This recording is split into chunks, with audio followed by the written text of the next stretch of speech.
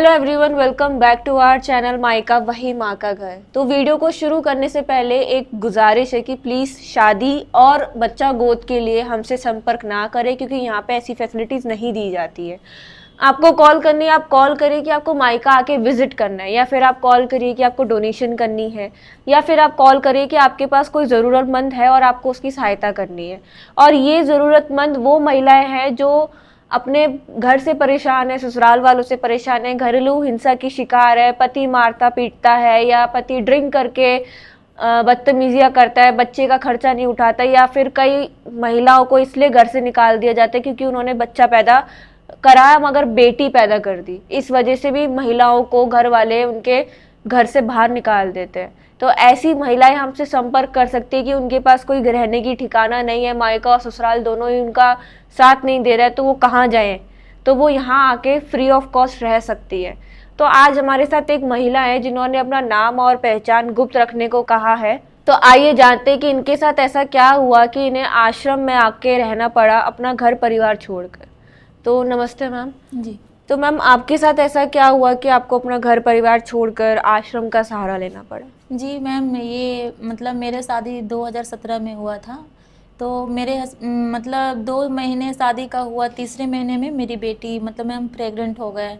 तो मेरा क्या है ना कि बच्चा रुकने के बाद जब मेरा 2 महीना होता है तो मेरा ब्लड और पानी मतलब दोनों चलता है 9 महीने तक।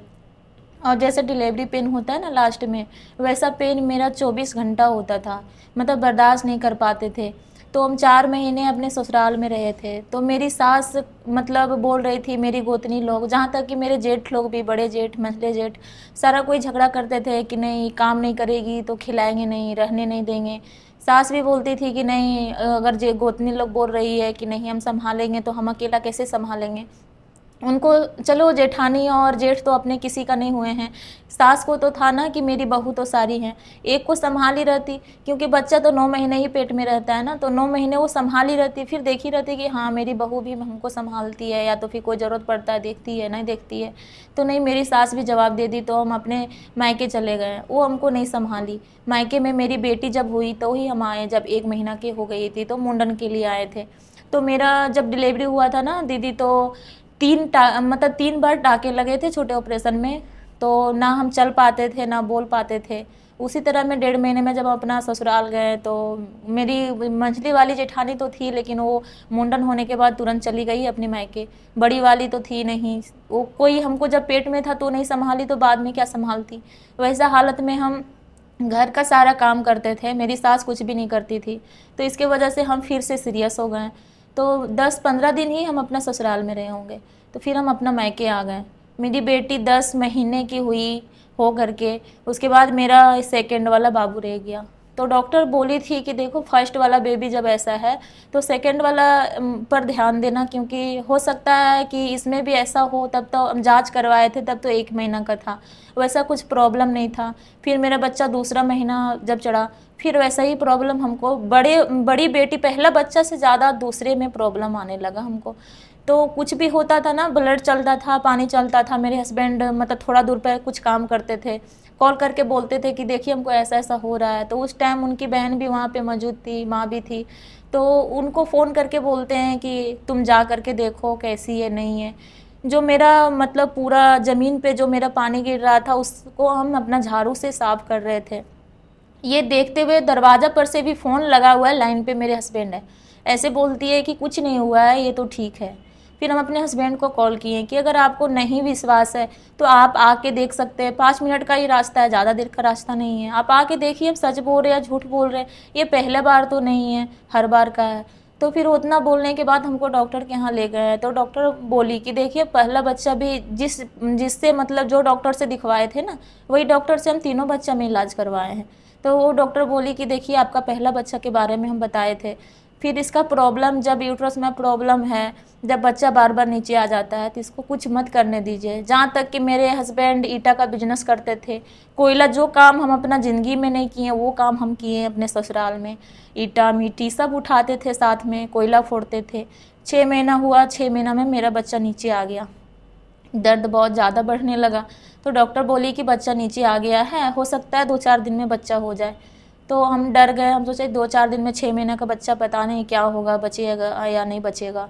तो डॉक्टर बोली कि इसको ले जाइए, कोई बड़ा हॉस्पिटल ले जाइए, यहाँ तो मौजूद नहीं है, आप रांची ले जाइए या तो फिर और कहीं ले जाइए, हो सकता है वहाँ दवा इंजेक्शन से आपका बच्चा को कुछ देर पेट में रख ले, अगर 15 दिन 20 दिन भी रख ले तो 7वें महीने में अगर पूरा ले ले तो बच्चा कुछ स्वस्थ हो सकता है। तो नहीं, मेरी सास बोली कि नहीं इसको कहीं, मेरे हस्बैंड ले जाने के लिए 1 मिनट के लिए तैयार भी होते थे ना, तो मेरी सास के आगे उनका चलेगा नहीं, वो जो बोलेगी वो वही करेंगे। तो बोले नहीं बेटा इसको मत ले जा कहीं, हम इसको घर में संभालेंगे। जो औरत मेरा पैर हाथ कभी नहीं छुई, वो औरत, अगर डॉक्टर जवाब दिया, वो औरत क्या कि घर ला के मेरा सारा सेवा की। 8-10 दिन जब तक मेरा बच्चा नहीं हुआ तब तक मेरा माँ जैसा ख्याल रखी, पैर हाथ में तेल लगाई, सारा काम करती थी, खाना भी बना के देती थी। बस उतने ही दिन हम सास का सुख ले पाए। जब मेरा बच्चा हो गया तो बच्चा को 8 दिन वो मतलब अपने पोते को लेके हॉस्पिटल में रही। वहाँ से जब आई तो मेरा घर, जब ये मेरी सास बोली थी ना कि अपना अलग घर बनाओ, अपनी बीवी को अलग रखो, अलग खिलाओ, जब मेरी बेटी 10 महीने की थी उस टाइम हम अलग हो गए थे। तो ये मिट्टी, मेरे हस्बैंड मिट्टी के गिलावे पे दीवार खड़ा 2 रूम बनाए हुए थे एल्वेस्टर डाल के, तो उसमें हम रहते थे। तो हम यहाँ अपना बच्चा के लिए, पहला मेरा अगर रास्ता से गुजरेंगे ना तो पहले मेरा घर है, उसके बाद मेरी सास जो रहती है उसके बाद उनका घर। 8 दिन हम अपने बच्चे के बिना, किस हाल में होगा, 800 ग्राम का बच्चा है, कैसे हम बच्चे के बिना रहेंगे, दिन रात हम रोते थे। वो भी 4 व्हीलर से जब मेरे बच्चों को लाई तो मेरा दरवाज़ा पे नहीं रुकी, वो मेरे दरवाजे के आगे रुकी और अपने घर में जाके बच्चा, अपना जहाँ वो रहती है वहाँ पे बच्चा ले गई। जबकि हम बोले कि मेरा बच्चा को वहाँ मत ले जाइए, मेरे पास लाइए, वो भी नहीं। वहाँ भी गए, हम चल नहीं पा रहे थे, फिर भी हम किसी तरह से वो घर गए तो मेरे गोद में बच्चा नहीं दी। पहले मेरी मंझली वाली जेठानी को गोद में बच्चा दी, क्योंकि लड़का था इसलिए। नहीं लड़का था इसलिए नहीं, उनका दिमाग में क्या था नहीं था वो तो हम नहीं कह सकते। उसके बाद हमको बोला गया कि तुम जाओ, हम इसको संभाल लेंगे, तुम मैके जाना चाहती हो तो मैके चली जाओ, अगर यहाँ रहना चाहती हो तो तुम वहीं रहो। मेरे ससुर बोलते हैं कि अगर मेरा इसको बच्चा को कुछ हुआ, मेरी नानी संभालती थी, जब मेरी नानी आती थी बच्चा पेट में रहा तो मेरी नानी से ये झगड़ा कर दिए, नहीं आने दिए, इसके कारण मेरा बच्चा आज ऐसा है। उसके बाद जब बच्चा होने के बाद मेरी नानी आई संभालने के लिए, मेरी नानी भी साथ में गई थी, वो भी देखी बच्चा नहीं दे रही है। मेरे ससुर बोलते हैं अगर इसको कुछ हुआ ना तो तुम्हारा नानी का, दोनों का गर्दन हम घुमा देंगे। तो एकदम से दूसरे बच्चे में आपकी सास का कैसे प्यार उमड़ आया जब हाँ, पहले बच्चे में नहीं पहले हुआ? बच्चे में नहीं हुआ तो उनका दिमाग में क्या था नहीं था दीदी, वो तो हम नहीं कह सकते। तो क्या बोलती है कि बच्चा कमज़ोर है, तुम नहीं संभाल सकेगी। तो वही मेरा कहना था कि अगर हम नहीं संभाल सकते तो आप ये भी सोच सकते थे कि पहले बच्चे को ये संभाल सकी तो दूसरे बच्चे को हम नहीं संभाल सकेंगे। आप कितना कुछ था, हम आगे पहुँचे थे, आप मेरे बच्चों को मेरे गोद में दिए रहते। हम 8 दिन तो हम तरसे थे ना, मेरी जेठानी थोड़ी ना तरसी थी, पैदा तो हम किए थे। और वो भी वैसा कमज़ोर बच्चा, मेरा दिल पे क्या गुजरता होगा वो तो हम जानते हैं ना। उसके बाद मेरा बच्चा बहुत कमज़ोर था दीदी, शरीर में एक जरा सा उसका मांस नहीं था शरीर में। फिर हम बोले अपनी सास से कि देखिए मम्मी, अगर आपको संभालने का है तो आप यहाँ आके मेरे घर संभालिए, हम बच्चा बिना रह नहीं सकते हैं, क्योंकि हम अपना बच्चा को हम खुद से संभालेंगे, जहाँ तक कि आप थोड़ा बहुत संभाल दीजिएगा, आपका मन करे तो संभालिएगा। तो वो आके अपना वहाँ से झूठ तो नहीं बोलेंगे, जितना किए उतना तो बोलेंगे ही। वो वहाँ से आती थी, तेल वगैरह लगाती थी 7 बार 8 बार, जितना उनको टाइम मिलता था उतना वो लगाती थी। लेकिन वो बात इन लोगों को बर्दाश्त नहीं होता था, क्योंकि वो बच्चा को तो तेल लगाती थी, बोले ना सास का सुख हम 8 दिन ले पाएँ, वो भी इसलिए कि पैसा बचाने के चलते, क्योंकि हमको डॉक्टर के पास तो ले जाया नहीं गया। तो मेरी नानी हमको संभालती थी, सारा कपड़ा उपड़ा सारा कुछ मेरा नानी करती थी। वो मेरा, उसके बाद वो मेरा नाखून तक नहीं छुई है कि मेरी बहू कैसी है नहीं है, कैसा लग रहा होगा नहीं लग रहा होगा, ये कभी नहीं पूछी हमसे। और मेरी नानी हमको संभालती थी ना, वो उनका मेरी सास की नज़र में वो हमेशा खटकता था कि ये क्यों आती है यहाँ, क्यों संभालती है। आज मेरी माँ भी है, लेकिन जितनी मेरी नानी मेरे बच्चों के लिए की है ना, उतनी मेरी माँ नहीं की है। मेरी माँ तो हमको पैदा की है, लेकिन हमको भी मेरी माँ नहीं संभाली, मेरी नानी हमको भी संभाली है, मेरा 3 बच्चा को भी वो संभाली है। तो मैम एकदम से आपके साथ ऐसा क्या हुआ कि आपको हाँ मैम, तो मेरा बच्चा पेट में जब रहता था ना मैम, जब ये पीते थे खाते थे, झगड़ा भी होता था हम लोग में, बहुत झगड़ा होता था। तो मतलब सास को 1 साल तक हम कोई जवाब नहीं दिए, जब भी मारते थे तो ये नहीं कि बचाएं, ऐसा बोलते थे कि इसको सर पे चढ़ा के रखा है, सर पे चढ़ा के रखेगा तो ऐसा ही ना करेगी। तो जब वो हमको मारते थे, पीटते थे, कहीं लेके नहीं जाना, नहीं आना, गुस्सा से ना हम बहुत बार अपना सिर दीवार से पटक लेते थे कि मर जाएं। तो मतलब वो भी जब भी मारते थे तो मेरे सिर में ही मारते थे। इसके चलते मेरा सिर इतना दर्द होने लगा, जबकि मेरा MRI CT स्कैन सारा कुछ हुआ रिम्स से, रांची रिम्स से, ये प्राइवेट से भी इलाज हुआ। तो मतलब डिप्रेशन बहुत ज़्यादा बढ़ गया। डॉक्टर, मेरा ना माइग्रेन पड़ता था तो नस पूरा सूज जाता था टेंशन की वजह से, हमेशा पूरा फेस सूजा सूजा रहता था। कभी मेरी सास नहीं बोली कि इसको यहाँ रहने दो, यहाँ संभालेंगे, कभी नहीं बोली ना। कभी मारते थे तो कभी बचाती थी। जब हम इस घर में जब हम अलग रह रहे हैं दीदी, तो मेरे हस्बैंड अलग रखे, अलग घर भी बनाए, अलग भी रखे, लेकिन जैसा अलग अलग होता है वैसा नहीं रहा। हम इस घर में रहते थे लेकिन मेरे हस्बैंड मतलब जिस तरह दिन रात रात वो सोते समय घर आते थे। कोई दिन ऐसा होता था कि 11-12 बजे रात आते थे वो घर, वो अपनी माँ के घर ही रहते थे। मेरे पास मारपीट भी करते थे, सारा कुछ। थाना भी हम गए, थाना में भी मेरा जो ये पूरा मारे हुए थे, पूरा मेरा शरीर में दाग था। जब मेरे ये थाना गए, थाना से हम आए तो मेरे जेठ क्या बोलते हैं, मंझले वाले जेठ, कि थाना क्यों गई, क्या ऐसा बात हो गया जो तुमको थाना जाना पड़ा। हम लोग बड़ा कास्ट हैं, बड़ा कास्ट में थाना कोई नहीं जाता है। तो हम बोले कि भैया देखिए, थाना जाने का ज़रूरत पड़ा तो हम गए, जहाँ बहुत दिन बर्दाश्त किए, अब कितना बर्दाश्त करेंगे। मेरा शरीर नहीं रहा, हम 56 kg के थे, मेरा शरीर बहुत अच्छा था, अभी हम 44 kg के हैं। तो वही हम बोले कि हमको ज़रूरत पड़ा तभी तो हम गए। तो मेरे मंझले जेठ बहुत गंदा गाली दिए मेरे हस्बैंड के सामने। मेरे हस्बैंड एक बात भी नहीं बोले, और हम अपने भैंसुर को भी भैंसुर नहीं पहुँचाने, इसलिए क्योंकि वो गंदा गाली दिए थे। आज मेरे जेठ खुद बोलते हैं कि हम पिए हुए थे, हमसे गलती हो गया, इसलिए चलिए आज के बाद नहीं देंगे। आज के बाद वो आज तक वो गाली नहीं दिए हैं अपना मुंह से, ना गलत बात बोले हैं वो माफ़ी मांगने के बाद। अभी भी सबको, दोनों को समझाते, हमको भी, भाई को भी समझाते, लेकिन उनको समझ में नहीं आता दीदी। हमेशा दारू पी के आना, ये जहाँ तक कि ये खाने पीने में हमको कभी कमी नहीं देते थे, खाने पीने में भी कमी देने लगे। तो मतलब दूसरे बच्चे के बाद या हाँ, तीसरे दूसरे बच्चे के बाद, दूसरे बच्चे के बाद तीसरा वाली मेरा हुई। तो इसमें भी हम तो जिंदगी, तो मेरा पेट में बच्चा रहा, जहाँ पेट में बच्चा रहा तो मायके ले जाके छोड़ दो। जहाँ तक इसका छोटा भाई बोलता था, अगर झगड़ा होता था ना तो बोलता था कि इसका बाल खींच के इसको मायके पहुँचा दो, वहाँ देखने मत जाना, तुम कुत्ता जैसा बार बार पहुँचा लेता है, आज पहुँचा दिया, कल से जाने लगा, फिर ले आता है तुरंत जाकर के। आपका देवर ये बोलता था? हाँ, छोटा देवर ये बोलता था। उसके बाद मेरे ससुर भी हमको गाली दिए। जब हम लोग में गाली गलौज होता था ना, तो हम गाली, ये हमको गाली दे, चाहे हम इनको गाली दे, दोनों तरफ से तो गाली हो रहा है। तो मेरे ससुर क्या बोलते, हमको गंदा गाली देते हैं। तो हम बोले कि देखिए आप बड़े हैं, डांट देते तो बर्दाश्त हो जाता। मेरे मुंह में भी जो आया हम बोल दिए, क्योंकि आपका बेटा भी गाली दे रहा है, आप खड़ा होकर सुन सकते हैं ना क्या हो रहा है, नहीं हो रहा है। आप पहले सुनिए, उसके बाद आप जवाब दीजिए। डांट सकते हैं, बड़े हैं तो एक थप्पड़ लगा भी सकते हैं, लेकिन आप बहू को इतना गंदा गाली दी हैं तो आप बेटी को भी देते होंगे। अगर बेटी को नहीं देते हैं तो हमको गाली क्यों दिए। एक बार पूरा मारपीट, इसी तरह 2 बार मारपीट हुआ दीदी। थाना भी गए, थाना में कोई एक्शन मेरा नहीं लिया गया। क्या बोलता है कि हस्बैंड वाइफ का लड़ाई हम नहीं लेते हैं। हम 10 बजे रात हम अपने थाने पहुंचे थे, तो सुबह आना, सुबह गए। उस समय मतलब दूसरा अशोक सर कोई रहते थे थाने में, बड़े बाबू थे, उनको बोले तो वो एक बार समझाए थे जब मेरे जेठ गाली दिए थे। तो उसके बाद वो चेंज हो गए हैं, दूसरे वाले आए हैं, वो तो किन्हीं का बात नहीं लेते। सुबह गए हैं तो बोले कि नहीं, हस्बैंड वाइफ का हम झगड़ा नहीं लेते हैं, क्या कर सकते हैं, ज़्यादा से ज़्यादा समझा सकते हैं। जहाँ तक कि मेरे हस्बैंड वहाँ थाने में पी करके वहाँ गंदा गंदा गाली भी दिए हैं, लेकिन कोई कुछ नहीं बोला। जहाँ तक कि इधर का कहीं का भी सुनते, अगर वैसा गाली पी करके थाना कोई पहुँच जाएगा ना तो उसका क्या हाल होगा वो तो सबको ही जानता है।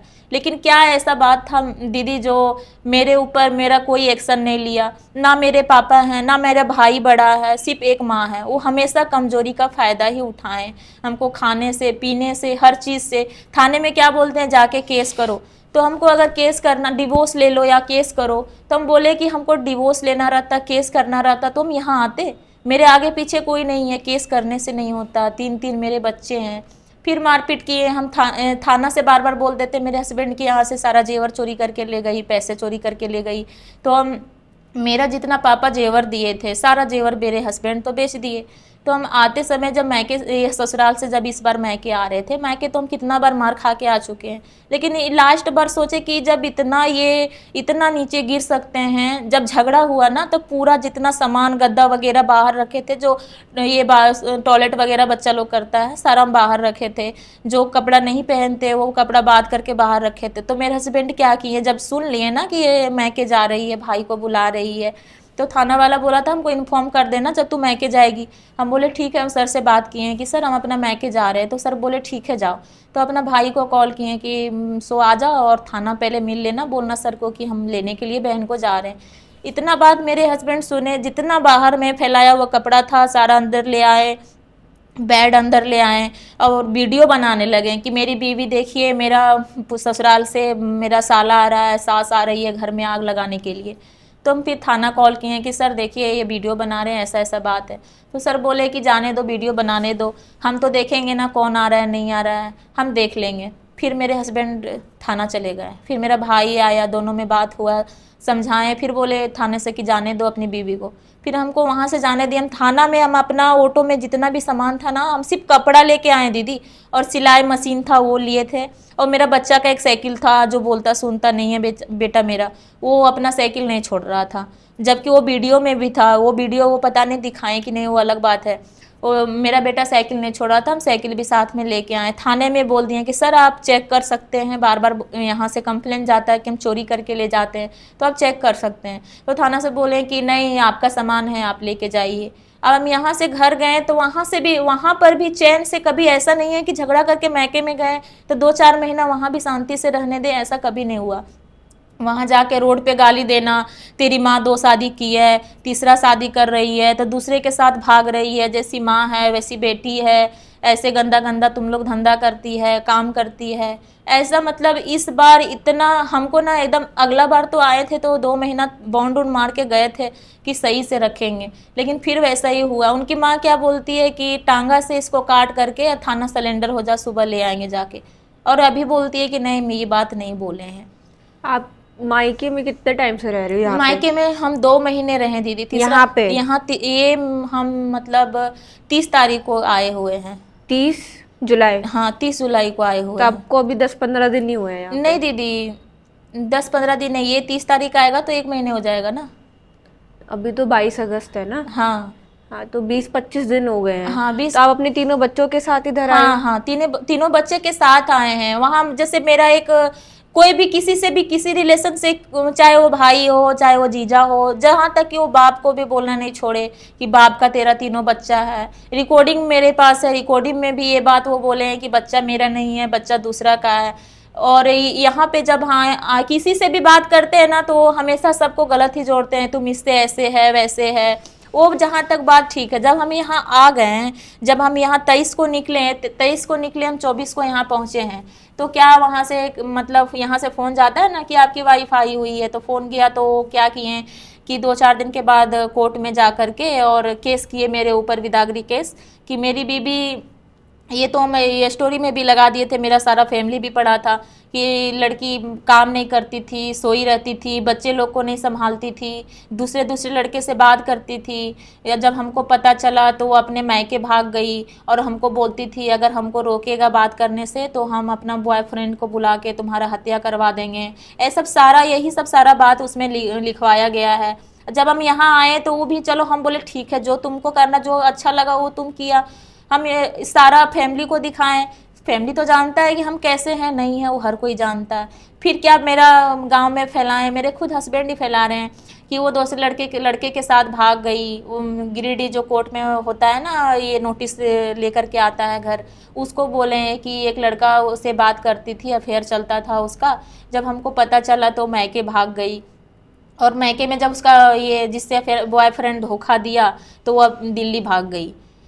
तो अब आप 3 बच्चों के साथ इधर रह रहे हो, आपको यहाँ पे आके कैसा लग रहा है? यहाँ आके हमको बहुत अच्छा लग रहा है दीदी। तो बच्चों का जो खाना पीना, डायपर होता है, वो सब आपको यहाँ पे दिया जा रहा है? सारा कुछ दिया जा क्या रहा है। आपसे किसी भी तरीके के पैसे मांगे गए? नहीं दीदी, बच्चों का जो 3 टाइम दूध होता है, जी सब जी कुछ दिया जा रहा है जी। आपको? जो हम घर में अपने बच्चों को नहीं दे सके, जो हम नहीं खा सके, जो हमको घर में जो सब परिवार रहते नहीं मिला, वो हमको यहाँ मिल रहा है, एक सुकून भी मिल रहा है। लेकिन हाँ, अभी भी कॉल करके हमको परेशान करते हैं।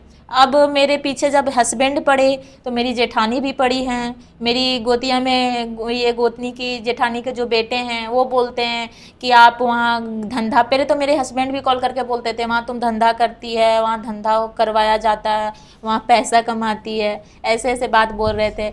मेरे जेठ भी बोलते हैं, कभी मेरी जेठानी बोलती है वहाँ तू हाफ पैंट पहनती है, हाफ पैंट पहन के स्टोरी लगाती है, बिना देखे मतलब कुछ भी बोल रही है। उससे हमको फ़र्क नहीं पड़ता है, जब मेरे हस्बैंड ही अफवाह उड़ा सके तो दूसरा कोई क्यों नहीं बोलेगा। तो आप लोगों के लिए ये वीडियो है कि जो माँ, जो औरत आपके घर में ब्याह के आई है, वो एक तो आपकी बहू है, बहू होने से पहले वो आपके बेटे की पत्नी है, ठीक है, फिर आपकी बहू बनती है, फिर वो एक माँ बनती है। जब उसके कॉम्प्लिकेशंस हैं तीनों प्रेगनेंसी में, तो आपको उसकी मदद करनी चाहिए थी, रेदर देन कि आप उसको मारो, पीटो, टॉर्चर करो, बच्चे से दूर रखो। ये मुझे नहीं लगता कि आपकी अगर सास आपकी सास आपके साथ ऐसा करती तो फिर आपको कैसा लगता?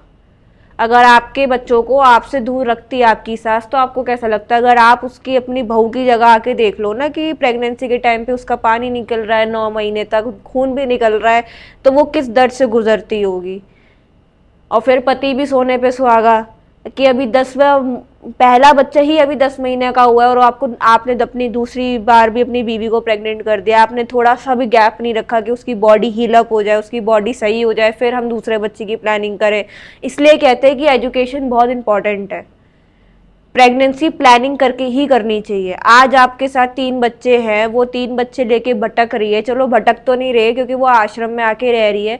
अगर उनको आश्रम के बारे में नहीं पता होता या इतनी जागरूकता ना होती उनके अंदर, तो वो कहाँ जाती? क्योंकि मायके वाले संभाल नहीं सकते हैं, ससुराल में ना जेठ जिठानी जीने दे रहे, ना सास जीने दे रही, ना पति जीने दे रहा, तो वो कहाँ जाएगी? एट द एंड उनको सुसाइड ही करना पड़ेगा। तो आप लोगों से रिक्वेस्ट है कि अगर आप ब्याह के लाते हो ना एक महिला को अपने घर में, तो उसको महिला की तरह ही रखो, नौकरानी या रोबोट मत समझो उसको, वो मत समझो कि वो कोई चीज है पड़ी हुई।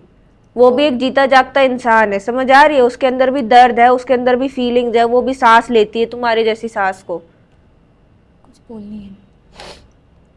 मेरा बेटा बोलता सुनता नहीं है, जन्म से ही ऐसा है। तो उसका इलाज पूरा कागज़ हम बनाए, उसका इलाज करवाए रांची में, जांच वगैरह सारा कुछ हुआ, 0% एकदम सुनता है। तो डॉक्टर बोले कि एक मशीन देते हैं, अगर इससे आपका बच्चा 3 महीने तक लगाइए, इससे अगर आपका बच्चा का थोड़ा 1% भी सुनाई पड़ने लगे तो ऑपरेशन का ज़रूरत नहीं पड़ेगा। तो एक दिल्ली के डॉक्टर हैं, एम्स के मिश्रा सर हैं, जो हमसे बातचीत हुई है, उनका रांची से ही नंबर मिला था। वो सर हमको बोले थे कि नहीं मशीन मत लो आप, क्योंकि जो बच्चा 0% सुनता है उसको मशीन काम नहीं करता। तो मेरे हस्बैंड को बोले हुए थे ये बात कि देखिए मशीन में जो पैसा, वो डॉक्टर बोले थे कि आप 40,000 रुपये लगाइए, आपका ऑपरेशन हो जाएगा बच्चा का। आप उधर जो 30,000 फंसा रहे हैं मशीन में, आपका 10,000 और लगाइएगा तो आपका बच्चा का भविष्य बन जाएगा।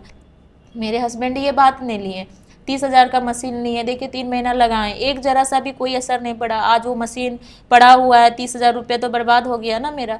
तो अभी भी हस्बैंड को बोले सारा डॉक्यूमेंट्स, फिर भी लड़ाई झगड़ा करके मार पीट सब जो भी करते थे सारा बर्दाश्त करते थे, सिर्फ अपने बच्चे के लिए, कि अगर आज हम ऐसा करते हैं तो मेरा बच्चा का इलाज नहीं होगा।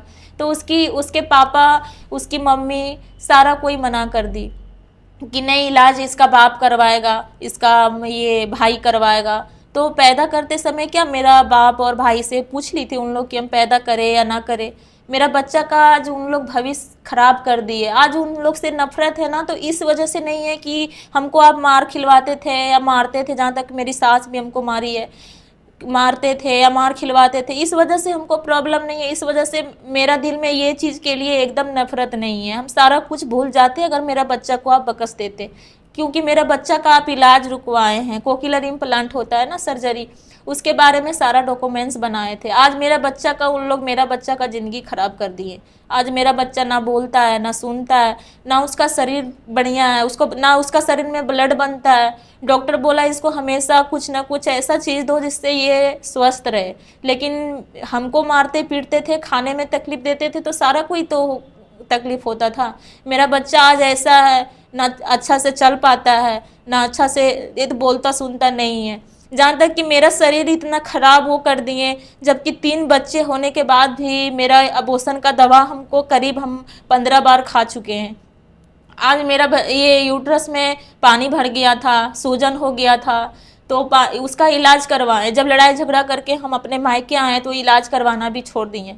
किसी तरह से तो हम 1 महीने 2 महीने इलाज करवाएं, फिर हम कहाँ से करवाते, हम तो छोड़ दिए। आज भी मेरा यूट्रस में प्रॉब्लम है, सूजन है, इन्फेक्शन है, आज भी मेरा प्रॉब्लम है। आज भी हम दवा नहीं चला पा रहे हैं। अभी भी कुछ हम ऐसा वैसा भारी काम करें या थोड़ा बहुत भी करें तो मेरा ब्लडिंग अभी भी चलने लगता है। महीने में मेरा 20 दिन रहता है। इस तरह में भी हम अपना बच्चे को लेके उतना दूर से आए यहाँ पे। तो आप लोगों से रिक्वेस्ट है कि भाई अपनी बुद्धि को संभाल लो। अगर आप इनके घर वाले, इनके ससुराल वाले अगर ये वीडियो देख रहे हैं तो आज भी अपने आप को संभाल लो, अपना रिश्ता बचा लो। आपकी 3 बच्चे हैं, उसमें से एक बच्चा जो बोल सुन नहीं पाता, उसका भविष्य सही करवा लो, ठीक है। अपने हिसाब से मत चलाया करो दुनिया को। आपके हिसाब से दुनिया नहीं चलेगी, आपके हिसाब से चीज़ें नहीं चलेंगी।